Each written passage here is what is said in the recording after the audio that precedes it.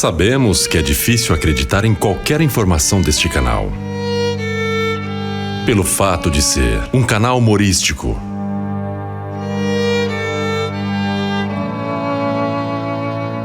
Mas acredite, este vídeo é baseado em fatos reais.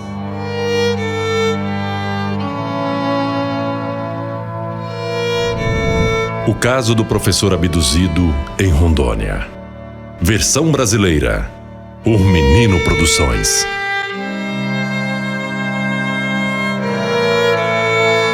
O homem teme o desconhecido, e a imaginação humana tende, por isso, a fantasiar tudo que é estranho e inexplicado como hostil e ameaçador. Senhoras e senhores, estamos aqui hoje com uma das histórias mais fascinantes da ufologia. Uma história tão fascinante, intrigante, pelo menos aqui no estado de Rondônia, poucas pessoas até sabem deste caso. Eu vou relatar para você, fazer um resumo, e o Alexandre, você vai saber também que é o Alexandre, uma matéria que foi divulgada no Folha de São Paulo, um repórter daqui de Porto Velho também que cobriu e colocou num site, falando das histórias que aconteciam em Vilhena, no Cone Sul do estado de Rondônia. 1974, caso fantástico, onde um professor da cidade de Campinas, interior de São Paulo, ele estava indo numa agência bancária. De acordo com o que a matéria relatava, e a gente vai detalhar agora com o Alexandre, ele viu uma luz no céu, sentiu fortes dores de cabeça, caiu ao solo e quando ele acordou aqui, em Vilhena, no estado de Rondônia.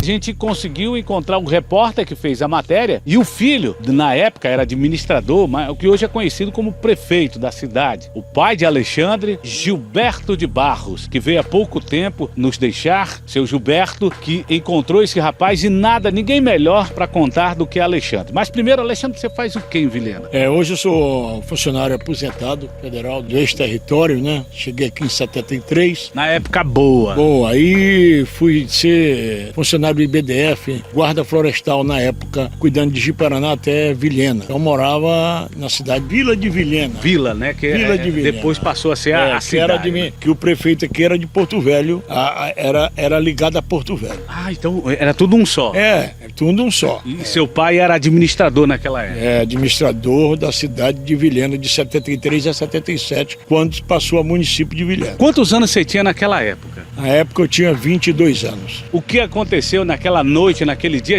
A matéria não fala de horário. Como é que foi? Se eu não me engano, é um repórter do Alto Madeira. Isso. Que foi lá. Eu não sei se é Alto Madeira ou da Tribuna na época, que foi lá em Vilhena realmente também, com essa matéria que veio da Folha de São Paulo, e ele sabendo, ele foi lá. Um dos mais renomados jornalistas do estado de Rondônia, nosso amigo Lúcio Albuquerque. Tudo bom? Tá bem, obrigado pela presença de vocês aqui, obrigado por me chamar para conversar com vocês. A experiência já fala que o repórter é aquele que vai direto no local, vai direto na fonte para cobrir os fatos, não é só o Ctrl-C, Ctrl-V. Lógico, o repórter, o que significa? Reportar.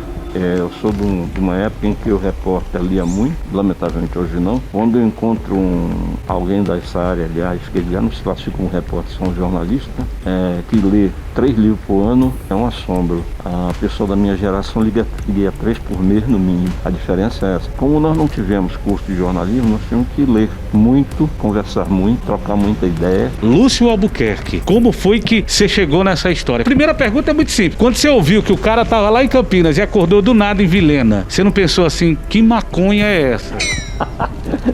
Devia estar, como algumas caras dizem hoje, né?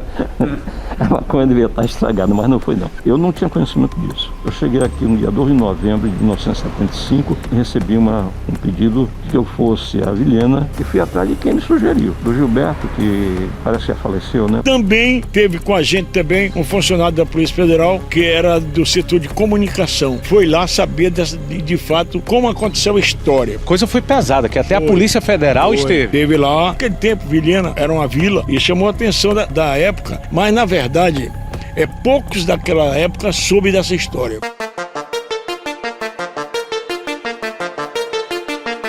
Porque as autoridades tomaram logo...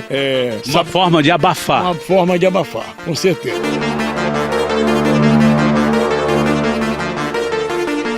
que é que aconteceu? Na Major Amarante, a polícia militar ia passando, que era naquele tempo a guarda territorial, com o jipe, na época, se eu me engano, era o tenente Paraguaçu, da família Paraguaçu aqui, ele era tenente lá. De repente, aquela viatura ia passando e viu um cara nessa posição aqui, ó.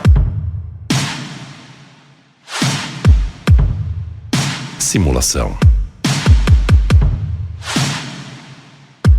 E esse cara estava chorando muito, não perguntando onde é que ele estava. Numa escadinha de uma casa, a polícia vendo aquilo, parou. Todo arrumado, pronto, sapato social e tudo. Certo cara, onde é que eles estavam, no Brasil, no território de Rondônia. Mas como é que eu cheguei aqui? Começaram a conversar com ele, ele disse que era professor de uma faculdade em Campinas, e ele entrou no Banco do Brasil, e quando saiu, ele lembrar que foi cercado por uma luz muito forte. E daí em diante... Ele acordou naquele momento que o policial tocou nele. Aí ele, onde é que eu estou?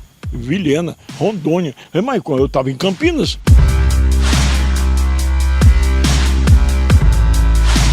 Entre a data que ele foi lá e a data que ele chegou em Vilhena, segundo os cálculos, teria passado 3 dias. Não, eu estava em Campinas, agora à tarde. Não, mas agora são 4 horas da manhã.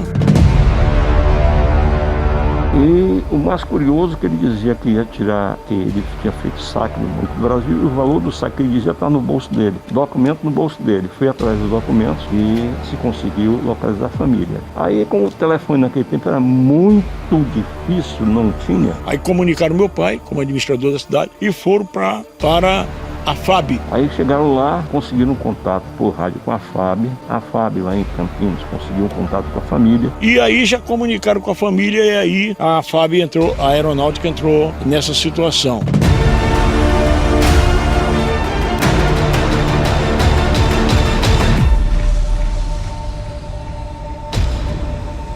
Não é incrível um cara que estava lá em Campinas, como é que esse cara parou lá em Vilhena? Naquele tempo, para você vir de carro de Cuiabá para Porto Velho, quando a estrada estava bem sequinha, demorava 3 dias, 4 dias. Avião pousava uma vez ou outra lá, entende? Normalmente era avião de fazendeiro que pousava, abastecia e ia embora. Voo comercial não existia? Não, que voo comercial, pô? Eu vi ele, para te falar, numa distância de uns 10, 15 metros, porque meu pai falou, olha, acontecendo isso, o cara veio aí, estão achando que o cara veio no disco voador.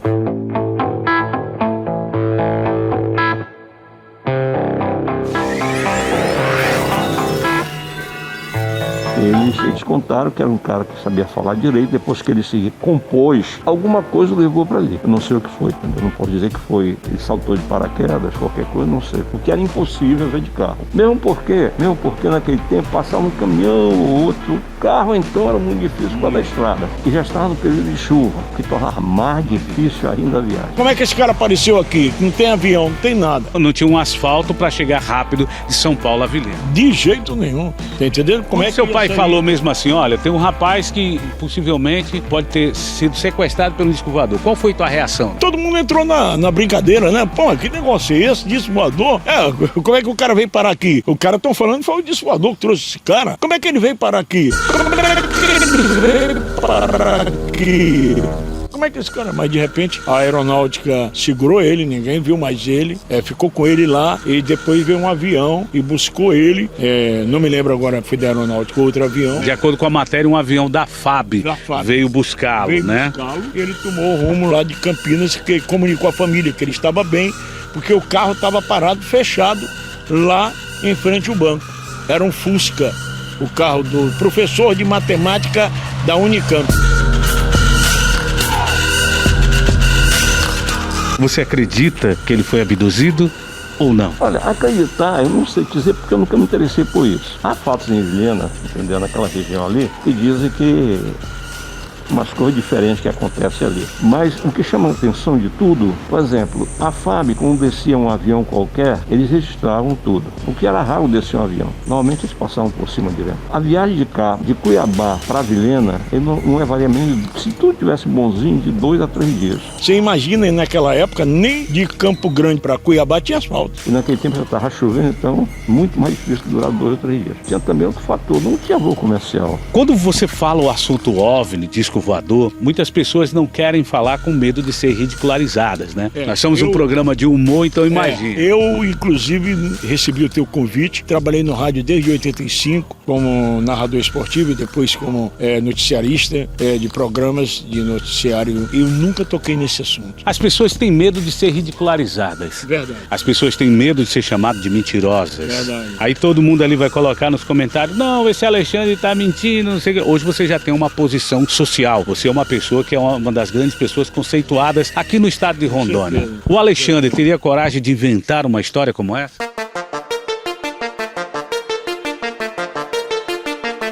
Jamais. Inclusive, a Folha de São Paulo estava lá, né? Foi lá. Depois, o mais estranho que se relataram depois, que essa pessoa, esse professor, não encontraram mais. Parece que ele foi transferido da cidade de São Paulo para o Rio.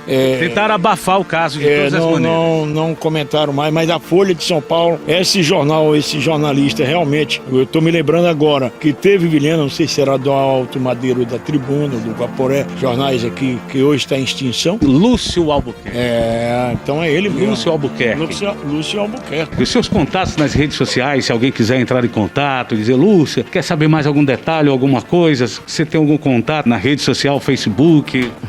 Não, eu não uso Facebook, até porque eu não sei nem como é que entra.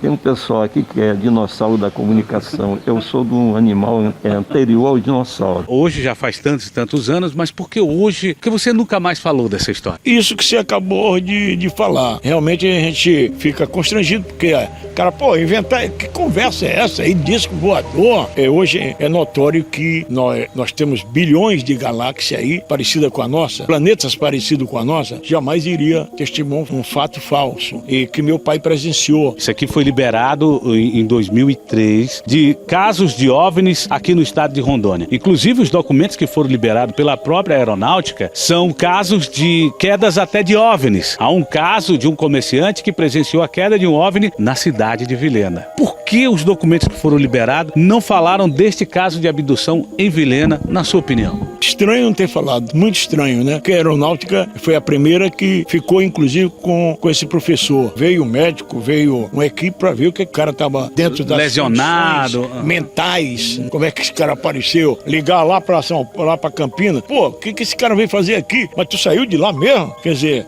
ele foi questionado. Você tem uma ideia, são pessoas de alta credibilidade de um caso surpreendente aqui em Rondônia que a mídia não quis buscar, ou quem sabe ter sido aquela hipótese do governo, da aeronáutica, querer abafar o caso. Você viu à distância, uma pequena distância, o professor. Nome dele, você não sabe? Não sei o nome dele, mas na Folha de São Paulo com certeza tem o nome dele, né? Eu não sei se realmente deixaram colocar o nome. E na sua opinião, Alexandre, aquela situação foi real ou foi um rapaz que estava delirando? Na sua opinião, com as provas que você ouviu e coletou? É relatado pelo meu pai, relatado pela própria pessoa que desapareceu em pouco tempo, já estava em Vilhena, menos de 12 horas. Eu acredito que é um mistério. A gente não pode afirmar como é que esse cara se transportou. Quem transportou ele? É uma coisa inexplicável, né? Aconteceu o fato.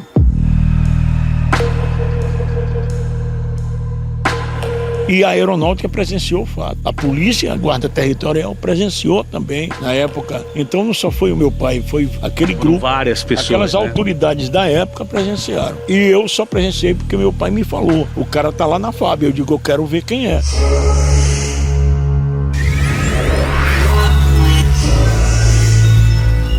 Mas eu fiquei numa proximidade, não deixaram eu me aproximar dele. Você que está do outro lado, se você souber o nome do professor, se você for filho ou alguém, entre em contato conosco, nós vamos até você, nós queremos conhecer. Essa história é fantástica. Ele é modesto em falar, mas eu vou falar para você, é um dos grandes comunicadores aqui do estado de Rondônia. A gente fez todo um trabalho, uma pesquisa, e sabe da luta do seu Gilberto, que se foi, que está muito melhor, repito, melhor do que nós aqui. Seu Gilberto, que também foi uma pessoa muito guerreira, um desbravador, um dos grandes pioneiros aqui do estado de Rondônia. E o filho dele, o seu Alexandre, só tem a agradecer a você, que é uma pessoa acima de qualquer suspeita. Uma pessoa de total integridade na sociedade rondoniense. Agora todo mundo vai ver. Não te dá assim um certo termo assim, agora os caras vão rir da minha cara. Eu acredito que, como eles sabem como eu sou, eles não vão rir da minha cara, porque eles não são besta de rir da minha cara, né? Porque eu tô falando a verdade e eles sabem quem é o Alexandre Lima, a raiz do Alexandre Lima, sinceridade acima de tudo. Quero agradecer mais uma vez, Alexandre, obrigado. Quero saber como é que você pesquisou para saber de mim, foi? A gente tem que fazer uma pesquisa, né? Senão você sabe, né? Não pode sentar sem saber quem é o que é, né? Inclusive, as suas aparições no rádio, na TV, são sempre muito polêmicas, né? Muito polêmicas. A você que já conhece o trabalho do Alexandre, entendeu? A chinela canta com ou sem correia, entendeu? Então quem conhece Alexandre e a família, o sistema é bruto. Então não teria por que ele colocar hoje já, você está com quantos anos hoje? 69. E você, se acredita ou não, por que será que as pessoas que têm um status de vida já, um meio na comunicação, um meio na sociedade, por que as pessoas contariam histórias, senhoras e senhores? Por quê? Será que é verdade ou ficção? Coloque aí nos comentários. E o principal, todo mundo já sabe que quando há essa história de OVNIs, o governo quer abafar. Hoje, na era da internet, aonde a informação está na palma da mão, não é tão fácil esconder alguma coisa. Olhar para o céu, você pode ver o que de repente você acha que não acredita. Algo está acontecendo, e aqui no estado de Rondônia. E a gente volta no próximo episódio. Mais uma vez, obrigado, entendeu? E a você que curtiu até o final, até a próxima.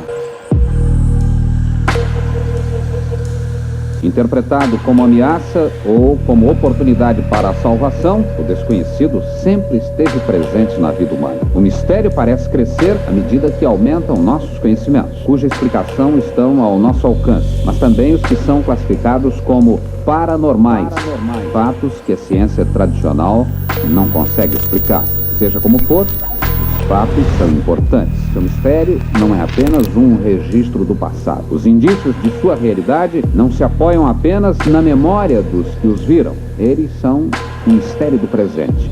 Um mistério que está diante de nós, aqui e agora.